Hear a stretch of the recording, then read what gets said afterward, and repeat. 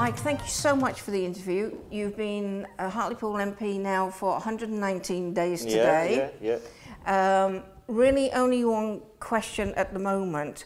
Why were you a no vote on the Great Repeal Bill? Why was it? Oh, right, yeah, absolutely. I can answer that straight away. It's not that I'm against Brexit, because obviously I represent a constituency that was fully for Brexit. It was because I didn't want to give the government executive powers to wipe out regulations as they're transferred over into UK law. It's not a difficult situation for me to get my head around that. It's simply that I knew that that's what they wanted to do. The Labour Party amendment was for a transitional phase, that's all it was. And lo and behold, after the Brexit bill passed its second reading, as it did, Theresa May came right out and adopted the Labour Party amendment, but by then she grabbed all the executive powers for her ministers. So I believe that I was standing up for the rights of Hartlepool people. I wasn't voting against Brexit. We had plenty of people who actually emailed us in beforehand, asking us to vote for the bill. There was equally plenty of people who were emailing us to warn us about the so-called Henry VIII power clause that was in there, and I went with my conscience. So I can happily say that I didn't vote to block Brexit. I knew it was going to go through, but what I did do was to vote to try and stop the government from getting executive powers and not being accountable to Parliament. Why is it okay for Europe to have power over us, but not our own sovereign government, which somewhere down the line could even be a Labour government next time? Why is it not okay for that, but it's okay to give away all our powers to Europe? Well, we're not giving away all our powers to Europe. Well, we've already given them away, haven't we? No, because the Brexit bill is still going through. We've got an exit of 2018. We've got, ironically, as soon as the Brexit bill, or the Great Repeal Bill, went through its second stage, a whole raft of amendments came in from all sides, from Conservative side, from Labour side, all trying to amend this bill. So there's a crazy stage now where we have to go through the committee stage. There'll be a lot of talking. As far as I'm concerned, we're not relinquishing power to the EU. They're not dictating. It's a difficult set of negotiations with all them countries, but they're not dictating. They shouldn't be allowed to dictate. We should be clearly out of the EU. That's the mandate that we were given. Right. Look, if we lined up 10 of your constituents now and asked them, step forward if you voted for, to leave the European Union, 7 out of those 10 would step forward. Now, in the world of political statistics, that's a huge number. And I think the frustration lies in so much as Europe's already taken our power. We can't pass our own laws and not uphold it. We've lost 101 of 131 appeals in the European Court. We can't control our borders. We're giving away this massive amount of money. So Europe's already got power over us. And so this sort of spin doctrine of Henry VIII power grab, this would at least be to our own government, not somebody else's, an unelected government. Well, let's talk about democracy. The reason why I voted against the Great Repeal Bill, or the Brexit bill at its second reading, was, as I said, it was basically to stop our government having, our ministers, having executive powers and not being accountable to Parliament. Our democracy is that Parliament should have a final say on these things. That's not about a final say on going back to Europe or having another referendum. That's about accountability for all the changes, huge changes that are going to be affected by coming out of Europe. Line 7 people up and they will step forward in Hartlepool and say, we want out. And, it's my job to press for that, and I've never been quiet or shy about that.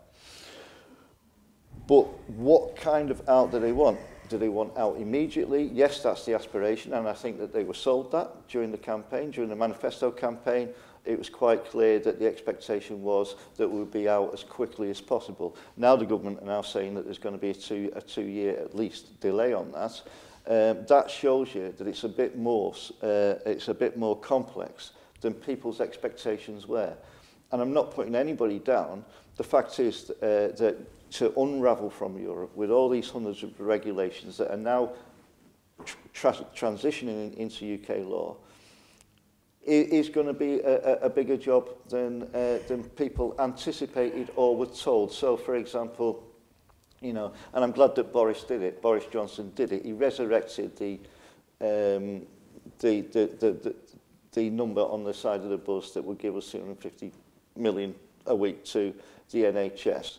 Yeah. Well, yeah. I mean, that was a lie, and everybody else. Well, has no, come it out and wasn't. said it was a lie. I mean, that was based on a Treasury report that anticipated what our spending to Europe was going to be in 2015, and that was 17.8 billion. So that's where you got the 300 million a week from. But let's suppose then he was totally wrong. Let's suppose that it's only we save by not being in the European Union. We only save 200 million a week. I want the nurses to have that. We want the doctors to have that. We want nurses, doctors and patients not to pay for parking charges. Absolutely agree. So why can't we just get on with it? Absolutely agree.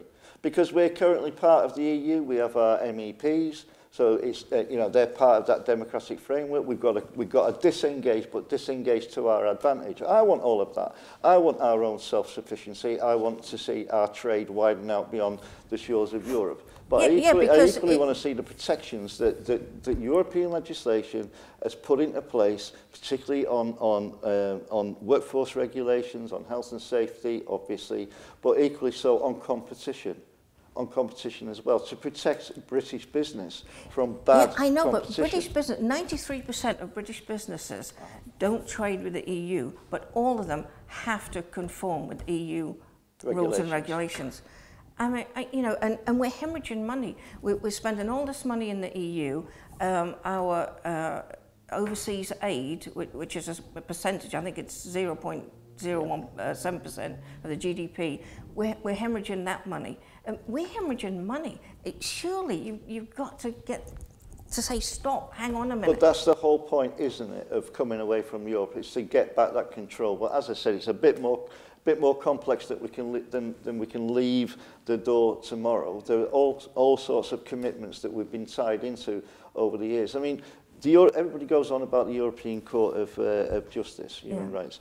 Yeah, that is a complete separate entity, as everybody knows, from the EU.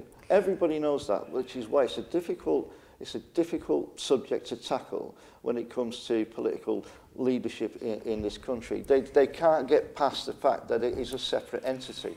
And therefore, those laws will still apply. Those judgments will still apply until we find a proper way of getting UK autonomy in terms of that kind of legislation as well. Well, I still can't get my head around why we can be so dictated to by Europe, but at the same time, you're hesitant about giving powers to our own government, which could well be a Labour government shortly.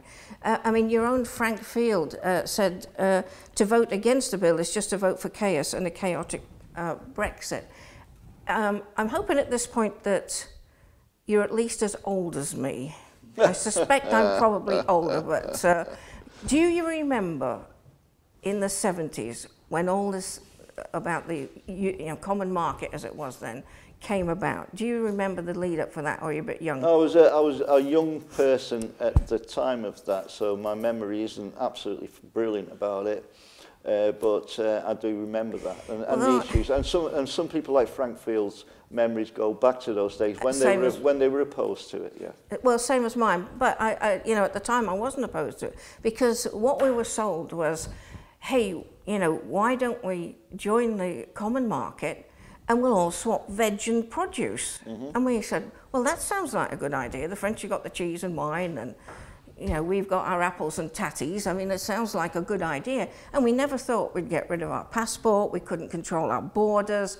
You know, our laws would be superseded, and we'd be spending all this inordinate amount of money to be a member of it. I mean, it's got totally out of hand from what it was first sold to the public as. So why wouldn't you want to say, come on, let's get that money, give it to the nurses and doctors? I think there's always been a historic cynicism about belonging to the EU in any case. And I do remember the common market, and I have talked to a lot of colleagues, Labour colleagues, who remind me that back in the day, Labour was against that movement forward. Absolutely. Certainly from a trade union point of view, my union itself was against it, because there was concerns about over-regulation, there were concerns about moving away from the democratic process. It was only until the Maastricht Treaty came along that the trade unions got a little bit more comfortable about things, because that was bringing in protections in the workforce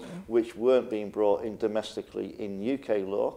Yeah. Even on the previous governments, UK law was not reflecting what was going on in Europe. Yeah. So in terms of protecting pay, equality, all those issues in the workplace, Maastricht came along and we started getting those kind of protections. Some memories, and it was only a few of my Labour colleagues who actually expressed the kind of opinions that Frank Fields expressed. Some memories do go back to those days where there was cynicism about Europe, and there still is. And we didn't expect all this. When we look at Margaret Thatcher, and she introduced a rebate, which was a piece of negotiation to benefit our country, you know, we're still the only country inside the EU that actually gets a rebate on what it pays into the EU. People forget but we're that paying as well. such a lot. But people voted in the referendum to get that autonomy. I agree that we should get on with it. It'd be great if we could get on with it without all these shackles and problems that are obviously occurring now as a consequence of the negotiations. Because we need the autonomy. We need to be able to breathe again. We need to re-energise our businesses. We need to get money back into our social services, into our NHS. Right. What we don't need is some kind of fiscal cliff that no UK citizen expected to see, that we drop off, and I don't want that. That would be irresponsible. So it's got to be recognised that it's going to be a slower process than everybody expects, unfortunately and disappointingly, but it has to be a slower process because it's a set of negotiations at the end of the day. Well, I have to ask you this. There were 7 MPs that voted with the government and against their party. Yeah. And Dennis Skinner was one of them. He was. And he was excoriated by Jeremy Corbyn's supporters. He was called a scab. He's 85. He's probably done more for the Labour Party than all these bully boys combined. How do they get to do that? Were you intimidated into your vote? Absolutely not. I wasn't intimidated into my vote at all. I'm not party to any name-calling of Dennis Skinner, because as people probably know from my Facebook side, me and Dennis get on really well. He's done so much for the party. He doesn't deserve this. Absolutely. We've invited him to Hartlepool and he's accepted. There's no... I'm not an enemy of Dennis Skinner at all. I didn't mean to infer that, but I just meant, were these bullies that labelled Dennis Skinner a scab, do they bully you?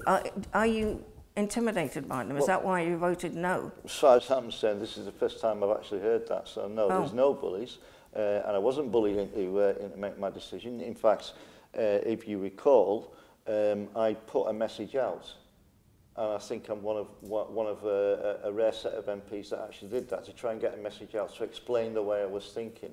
So I I saw that. I wasn't bullied into doing that. That was me thinking. It was a conscientious approach to things. It was me trying to work it out. So no, it wasn't.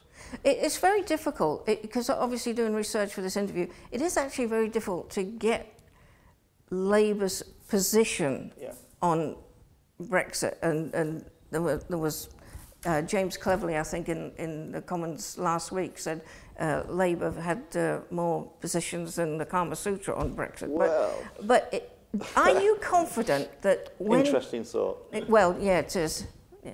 Yeah, we better not think about that too much. But when you think about it, are you comfortable, if those 7 constituents that voted for Brexit, are you confident in your own mind that they all knew they were going to be out of the single payer, controlling our borders, not paying all this money? 2 things. Number 1, I'm extremely confident in the leadership of Keir Starmer, who's our shadow Secretary on Brexit negotiations, Brexit, yeah. and his team. He's had a complex set of issues to deal with, and you're right, in a sense that we needed to have a Labour position, and we do have a Labour position. That Labour position is, let's get real about these things. We are, and this is the Labour position, we are leaving the EU, but we've got to do it in a way that benefits jobs, benefits business, benefits our trading position and our public services. That's what we've recognised, and that's why we sought to amend the Brexit bill to contain this very short period of time in which we will need to transition. That position was adopted by Theresa May. She put 2 years on it, but it's the same principle. So we're very clear that that's the line, and I've every confidence in our negotiators and think we would do a damn sight better job, because our heart's in it. Our heart is in doing the right thing for the people. Last week, Jeremy Corbyn came out. Now, Theresa May is talking about 2019. This transition period, Jeremy Corbyn came out last week and said the Labour Party wanted to extend that for a further 2 years. That'd be 2021. And this is just going to go on till we don't get a Brexit, isn't it? That to me is unacceptable. As an MP that represents a constituency that voted the highest in the region for Brexit, to me that would be unacceptable, okay. and I would be lobbying against that, because you can't have it open-ended to that degree. I equally say that to actually say, to adopt the Theresa May position... Hard Brexit. Of 2 years, to say 2 years is foolish, because let's get on with it and let's get it done shorter than that. That's the aspiration, isn't it? So yeah. A hard Brexit, soft Brexit, the reality is that Brexit means a lot more thinking and planning than people's expectations have been. The other side of the coin is about the reaction of those people and their expectations, people in the town. Well, I got it during the election. Brexit is Brexit. Get on with it. And that was the expectation of the people of the town. It wasn't the biggest conversation. I think we said this in the last interview. Yeah. It wasn't the biggest conversation. The media misjudged the people of Hartlepool during the last general election, because they were trying to feed people Brexit issues as opposed to receive Brexit issues as they expected to do. But nonetheless, people of Hartlepool made up their mind quite clearly, and they are obviously watching from the sidelines. Oh yeah, very much so. But the response to my position, because I made my situation absolutely clear when I wrote that statement to the party that got put onto the internet, I explained my position, which was I believed that I was not voting to block Brexit, and I still believe that to this day. But I was voting to not hand executive powers over to a bunch of ministers that can change things like switching on and off a light without accountability. And you know what? The response back to that was quite measured. Mm. There was no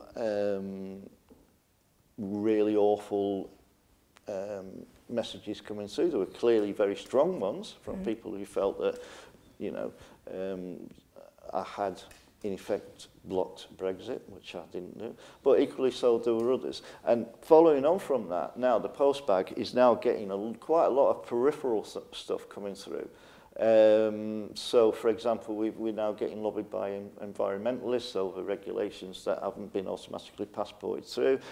You'll notice in an article in the paper that's due out that we've been lobbied by animal welfare activists saying that regulations that should have been in the Brexit bill aren't in the Brexit bill, and you know, the protection of animal welfare is important. So all these things are now coming through, where people from individual perspectives are now saying, well, yeah, you know,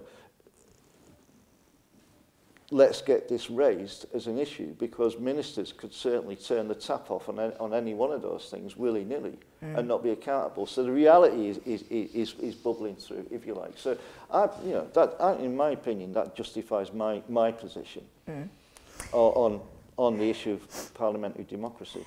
Well, on to other things, because obviously I know time's short for you. You were going to form a coalition with MPs from the region to try and get hospital services back. How's that going? Already started the ball rolling on that one. Already had a conversation with neighbouring MPs in Sedgefield and Easington in particular, the people who use our hospital in Hartlepool. Already started putting in written questions about the future funding of NHS across the piece in Hartlepool. Missed the opportunity because I was timed out along with 7 other MPs on the pay cap debate to raise awareness of issues around the hospital, so that's why I published my speech online. I mean, it's unfortunate, but it does happen. Parliamentary protocol means that. Oh, absolutely, you know, yeah, totally understand that. And also, I've got a campaign which I'm going to launch very, very soon, hopefully with the local media, around our hospital in particular and the services that are provided from it, and our aspirations to actually rebuild services at the hospital. Right. I'm also very, very, very, very annoyed about developments within the transformation and sustainability plans, or partnerships as they're now called, and the mutation of those plans from 3 to 1 and the implications that it's got on overstretching services, looking at the Cumbrian element, for example, looking at how services can be cross-provided and yet be stretched to the limit. I'm not happy at all about where the government seems to be going, or NHS England seems to be going with, that, with our services, watering them down still further, and there's a hell of a lot to get to grips with. But the priority clearly for me, and always has been, because I do believe that our hospital at Halsford Road is fit for purpose. It's not dead. It's got capacity, and it's in a much better shape than North Tees. No, it was announced a couple of days ago that 20 odd million has to be put into North Tees because of issues to do with the fabric of the building. It needs a new power plant, a new generation system.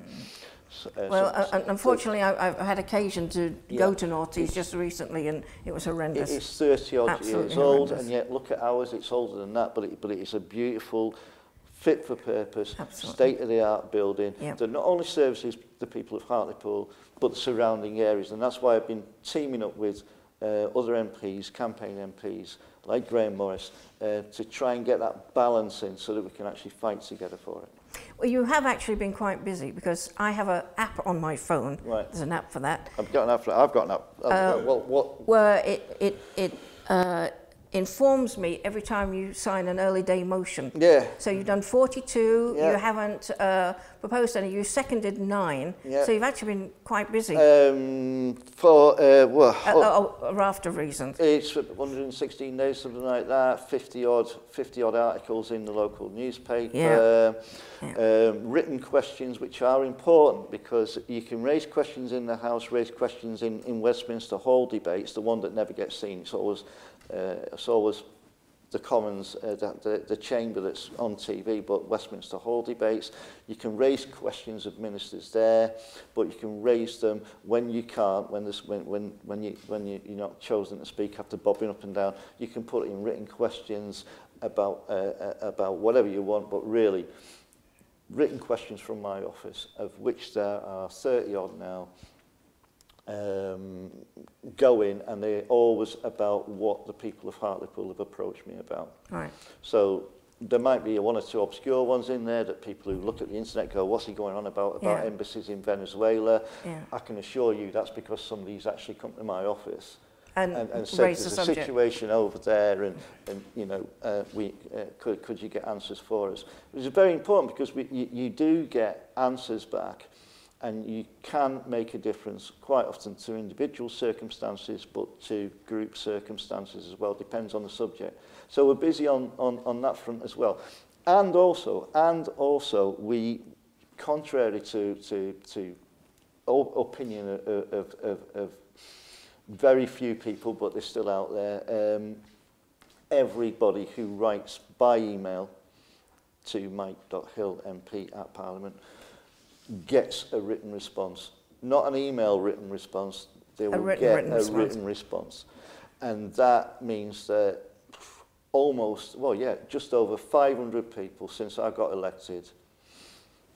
Obviously, we had a bit of time wait to set up the office, but over 500 people have now had a written response from me to their queries and questions and issues. And over the next 119 days, where do you see it going, Mike Hill? Oh, well... What can the people of Hartlepool look forward to? Gluing together some of those campaigns, particularly around health. We've got things that are on our doorstep that are likely to happen in the coming months around, say, for example, mental health, where it's, you know, there's going to be movement of people around, as Rosebery Park in Middlesbrough, the big mental health hospital, has to clear out for refurbishment, for example. And so looking after people in that respect in Hartlepool, there's the issue of elderly care in Hartlepool and the ridiculous, sad fact that there's not enough care beds for our elderly population to stay in their communities. There's that issue that needs to be tackled. There's public health issues that I've started raising that I want to tackle and go further with. I am absolutely appalled and concerned that there are families in Hartlepool that are living in an accommodation that is not fit for purpose, and you know, even people living behind boarded up windows with children. It's a public health issue that I'm trying to work with the council to deal with. Obviously, there's the upside of it as well, which is promoting Hartlepool, trying to find ways of drawing people into Hartlepool, and working with the combined authority on those kind of developments, but equally so business as well, because I'm getting to know how business is attracted to this town or not, as the case may be. I'm going to see a business this afternoon and talk about issues that they had in terms of settling down in Hartlepool, what can be brought to the table there, because obviously we need jobs in this town, and we need to attract people in, we attract business in, we attract investment in, we attract new homes, and the communities will suddenly, hopefully, start rebuilding again. It's a beautiful town. Yeah. You know, as you know, I think it's a beautiful town. It's wonderful, coastal, and it's getting that flow into the town, so that everywhere is a decent place to live, and everybody's got a decent standard of living. Thank you so much for your time. I know you're busy. Quick. We appreciate it very much indeed. It was the Brexit show. Well, and hopefully we'll see you again in another 119 days. All right, thank you very much. Thank you. Okay. All right, Pam.